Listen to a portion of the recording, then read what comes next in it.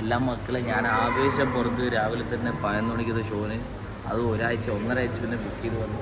പക്ഷേ ഇവിടെ ആരും ഇല്ലല്ലോ കാണാൻ, കാലിയാണോ നോക്കിയേ. ഇതെന്താ ഇത് 11 മണി, വെറുതെ പറയുന്നില്ല. 11 മണിൻ്റെ ഷോയിൽ ഞാൻ കയറുന്നു. No one here, what happen?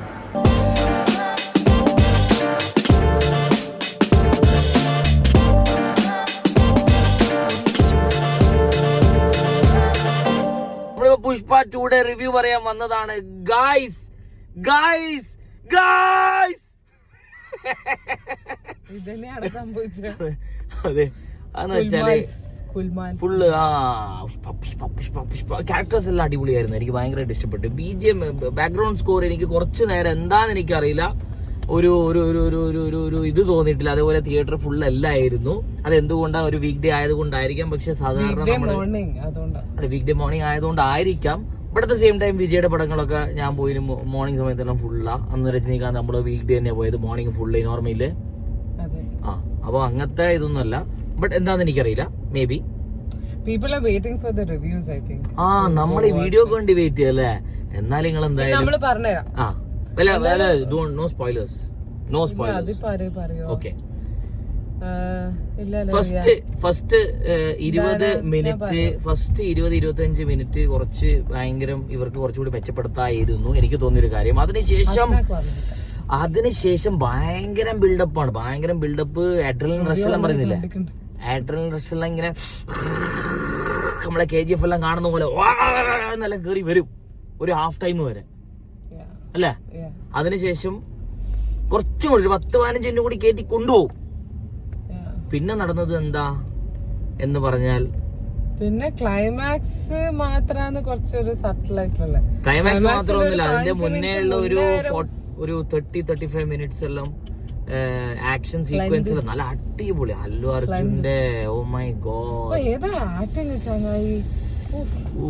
ഓരോ സെക്കൻഡ് വരെ ക്യാരക്ടർ കിട്ടിയില്ല.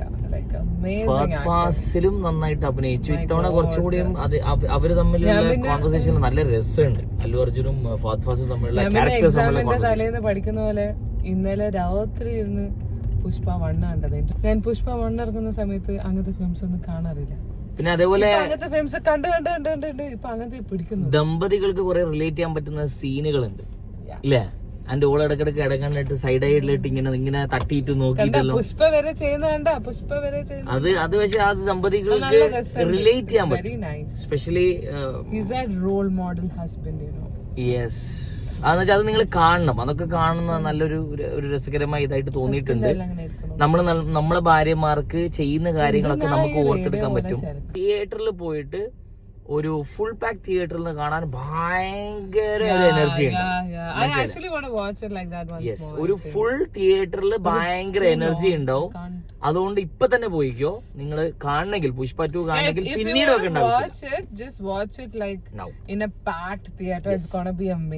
യെസ്, അത് ഇപ്പൊ ചെയ്യണം. അല്ലാതെ നിങ്ങള് ഒരു MT തിയേറ്ററോ അല്ലെങ്കിൽ OTT ഒക്കെ കാണുമ്പോ ഇത് നിങ്ങൾക്ക് ഭയങ്കരമായിട്ട് തോന്നൂല. സമയമുള്ള 3.5 മണിക്കൂർ ഇരുന്ന് കാണാൻ അല്ല, പക്ഷെ ഞാൻ ആ 20 മിനിറ്റ്സ് ശേഷം ആ ഒരു അഡ്രിനലിൻ റഷ് എനിക്ക് തന്നിരുന്നു കുറച്ചേരം. പിന്നെ